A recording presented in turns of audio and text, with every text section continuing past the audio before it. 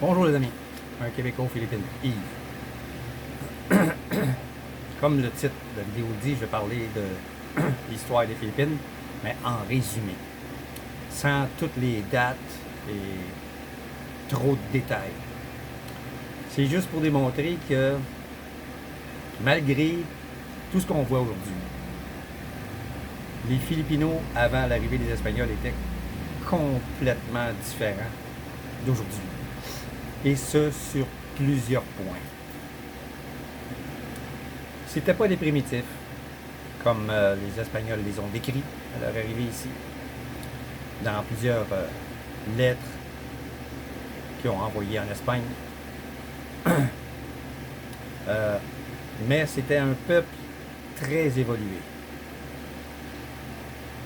qui n'avait rien à envier à d'autres peuples, que ce soit les Espagnols, les Anglais ou autres. C'était pas le même style de vie, mais c'était un peuple évolué, structuré et prospère. Ils avaient leur propre écriture, leur propre religion, surtout leur propre religion. Les Espagnols ont tout fait en leur pouvoir pour effacer, détruire, enfouir leur histoire, leur langage et leur religion. Ils ont tout fait pour ça. Un exemple, ils les ont affamés pour les obliger à se convertir à la religion catholique. Si tu veux manger, tu te convertis. Ils se sont convertis. On leur a aussi donné des noms de famille. Eux, entre eux, ils savaient comment se reconnaître, de qui ils descendaient, de qui ils venaient. Mais les Espagnols, pour pouvoir toucher des impôts, des taxes, pouvoir les taxer, ils leur ont donné des noms de famille pris dans des registres. Et même des personnes de la même famille, de la même lignée, ont eu des noms de famille différents parce qu'ils ne vivaient pas dans les mêmes maisons. Donc, aujourd'hui, on voit, à cause de ça, certains enfants naissent mongoliens, etc.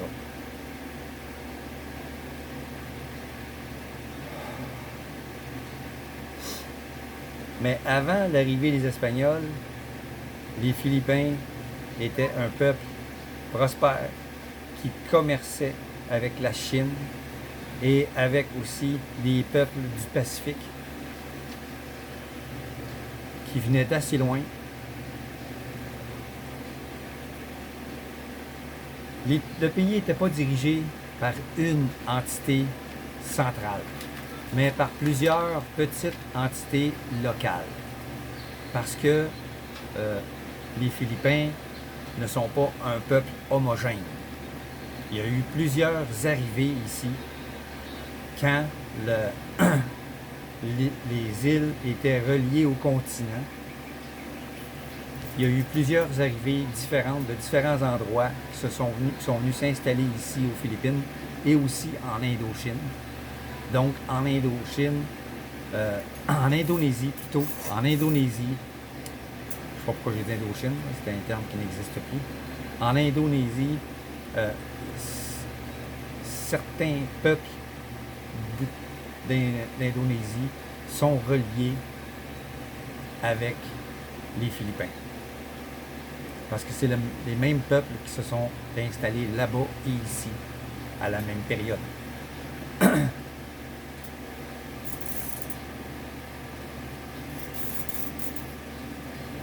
Avant de devenir pacifique et prospère, il y a eu beaucoup de batailles entre les peuples qui, pour certains, étaient sous influence extérieure. Il y a eu beaucoup d'influence extérieure qui a eu lieu avant l'arrivée des Espagnols, qui a causé des problèmes entre les peuples qui vivaient ici.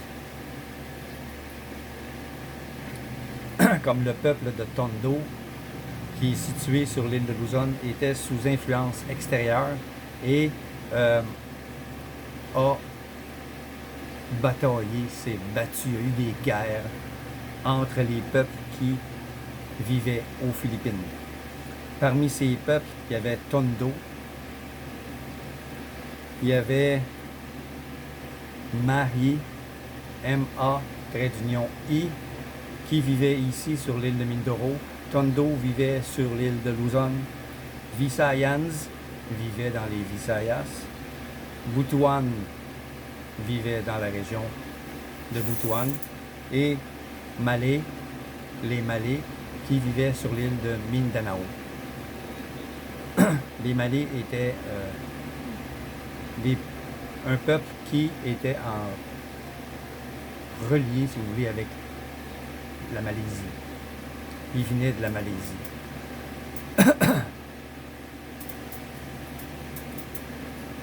L'islam est venu de Brunei, où des musulmans étaient installés. Mindanao, qui était plutôt de confession bouddhiste et hindouiste, est devenue musulmane. Malgré tout ça, après les guerres internes entre les peuples, le commerce était florissant. Les ressources naturelles comme l'or étaient abondantes. Ça, les Espagnols ont tout volé. Les Filipinos avaient leur propre culture, leur propre loi, leur infrastructure, leurs écritures et leur histoire. Mais tout a été effacé, détruit, enfoui par les Espagnols pour leur faire oublier d'où ils venaient, pour pouvoir mieux les contrôler.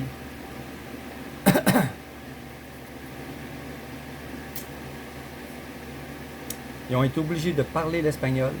C'était défendu de parler leur langue maternelle.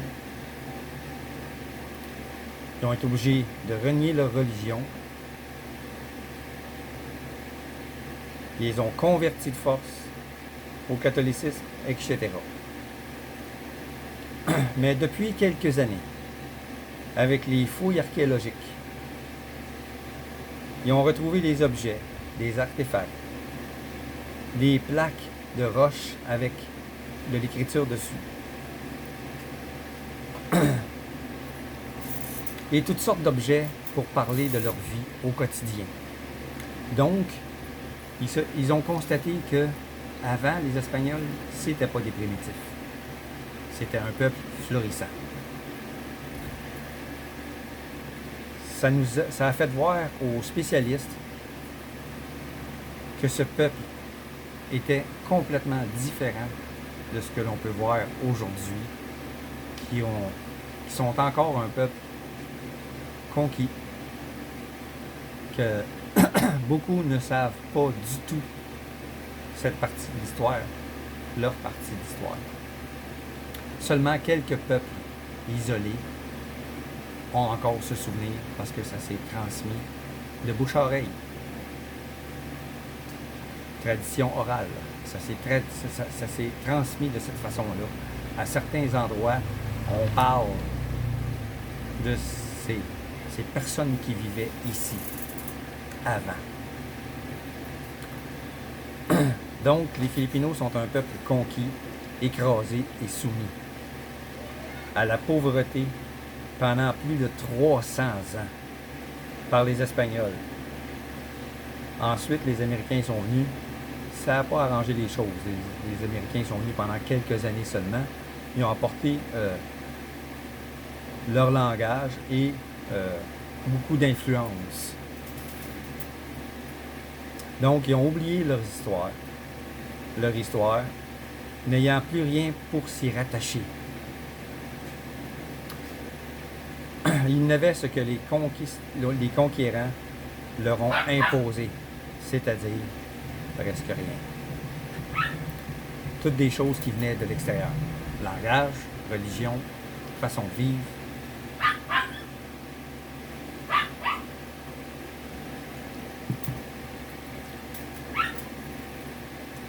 L'influence espagnole est encore présente aujourd'hui.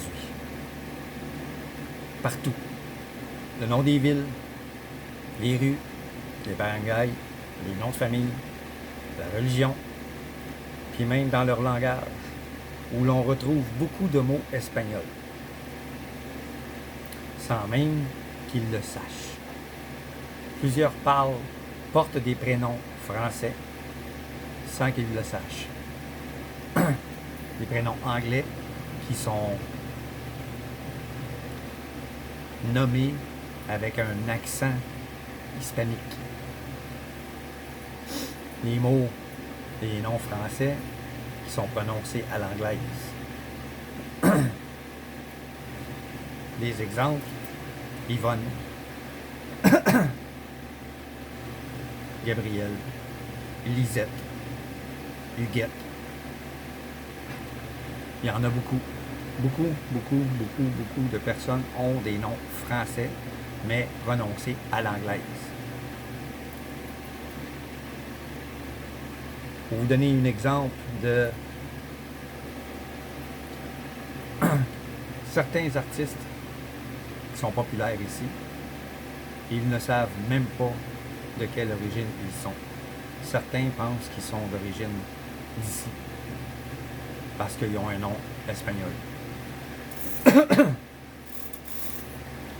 Même Céline Dion, il pense qu'elle est américaine, parce que son nom à l'anglaise c'est Celine Dion. Mais elle est québécoise. Elle est canadienne. Elle est québécoise. Donc, certains ne le savent même pas. Bryan Adams pense que c'est un Américain, etc.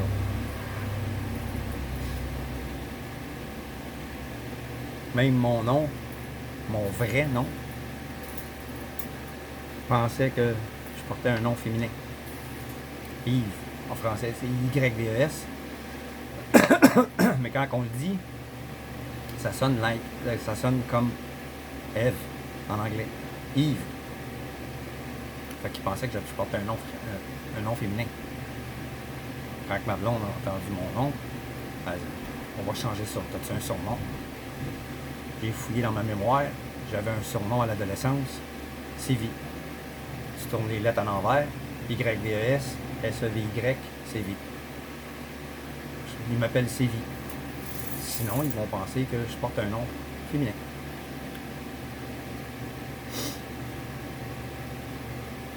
On leur a tout enlevé à ce peuple-là. On les a écrasés, diminués. Et puis, après la libération, il y a eu une période de prospérité. Et puis, tout à coup, les gens moins bien intentionnés ont pris le pouvoir. Et on les a, encore une fois, gardés dans la pauvreté. Et ça dure depuis ce temps-là. Quand est-ce que ces gens-là vont pouvoir reprendre leur dignité, vivre une vie plus normale, moins en arraché? Qui sait? Pour l'instant, ils en arrachent. Seulement quelques-uns s'en sortent mieux. Quelques-uns qui ont réussi à aller faire des études à l'extérieur. Certains ont revenu au pays, travaillent pour des compagnies étrangères qui les payent mieux, donc qui vivent mieux.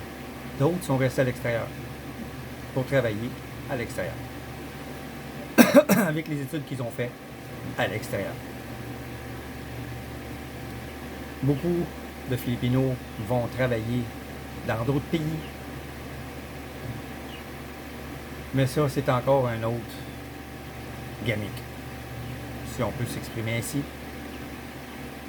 Les autres pays veulent avoir des travailleurs philippins qui ont au moins un diplôme de secondaire 5. Alors, on leur donne tous des diplômes de secondaire 5. S'ils réussissent à se rendre jusqu'à la fin du secondaire, parce que l'école n'est pas gratuite, donc les parents s'égorgent pour pouvoir envoyer leurs enfants jusqu'à la fin du secondaire pour qu'ils puissent réussir à joindre une agence qui va les envoyer dans d'autres pays pour aider la famille ici. Donc, d'un côté, le gouvernement fait de l'argent avec les contrats qu'il fait avec les autres pays pour envoyer les travailleurs à l'étranger. Et puis l'argent qui est renvoyé ici par ces travailleurs étrangers-là, ça fait vivre l'économie d'ici, que le gouvernement est obligé de payer pour, obligé d'investir. Donc c'est les travailleurs étrangers qui gardent le pays à flot. Pendant ce temps-là, l'argent est dépensé pour construire des aéroports qui ne servent à rien, des routes, des trains qui ne servent pas à grand-chose, des projets fantômes qui ne voient jamais le jour, l'argent qui disparaît, on ne sait pas où, on ne sait pas qui. Il y a des doutes, il y a des rumeurs, mais il n'y a pas de preuves. Donc, qu'est-ce qu'on fait? On continue à se serrer la gorge, on continue à travailler fort pour 300, 400 pesos par jour. C'est à peine de quoi se nourrir. Ils ne peuvent pas se mettre d'argent de côté, ils ne peuvent pas s'acheter rien, ils ne peuvent pas améliorer leur vie.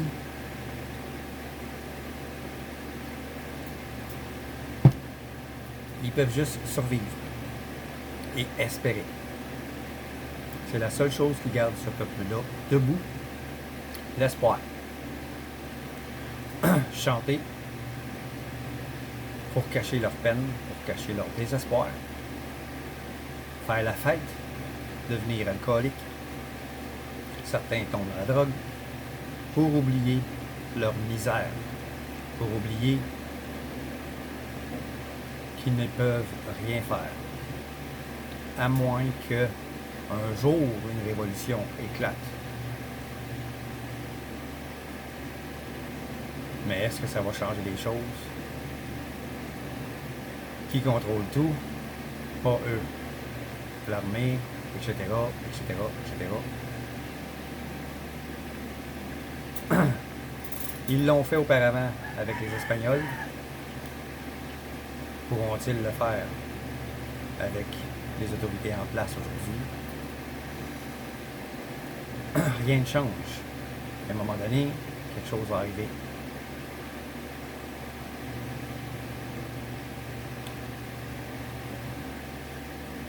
On voit déjà ici et là des choses. Un maire a été attaqué au lance-roquettes. Il se déplaçait dans un véhicule blindé. C'est le véhicule blindé qui a sauvé la vie. Parce qu'il a été attaqué au lance-roquettes.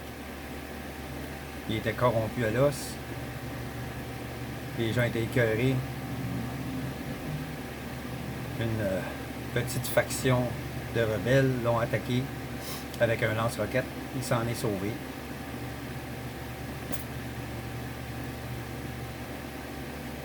Est-ce que c'est ça qui s'en vient? On voit aucun signe en tout cas. On n'entend pas parler non plus. Il n'y a rien qui se dit. Espérons que les choses vont finir par se tasser, vont changer. Parce que ces gens-là, ils le valent. Ils valent la peine. C'est sûr que ça va prendre plusieurs générations avant que ça redevienne comme avant. La prospérité. Dans les années 60, tout allait bien ici. Tous les pays d'Asie du Sud-Est étaient à égalité en fait de prospérité. Mais à partir des années 60 jusqu'à aujourd'hui, ça a stagné. Tous les autres pays ont gonflé. La Thaïlande, l'Indonésie, tous les autres pays d'Asie du Sud-Est, même le Vietnam, est maintenant plus riche que les Philippines en fait de prospérité. Les Philippines ont stagné à partir des années 60, selon certaines études, vidéos que j'ai visionnées. Donc, quand tout ça va revenir à la normale, combien de temps ça va prendre avant que le pays remonte à égalité avec les autres pays d'Asie du Sud-Est? Personne ne le sait. Comme on dit souvent, le diable sans doute. Personne ne le sait, mais le diable sans doute. Donc, je vous laisse là-dessus. C'était un petit résumé de l'histoire des Philippines pour vous faire voir ce peuple de façon différente. Beaucoup crachent sur le peuple, mais il faut comprendre qu'ils ont été soumis, gardés dans la misère, gardés dans l'ignorance de tout, même de la salubrité de leur propre pays. Faut pas leur en vouloir, faut essayer de les comprendre. Pas toujours facile, mais il faut essayer. Il faut essayer de les comprendre. Sur ça, je vous laisse. C'est quand même un beau pays. Si les sujets que je traite vous intéressent, abonnez-vous, likez mes vidéos, allez voir les autres, j'en ai énormément. Je vous dis à la prochaine. Faites attention. Peace.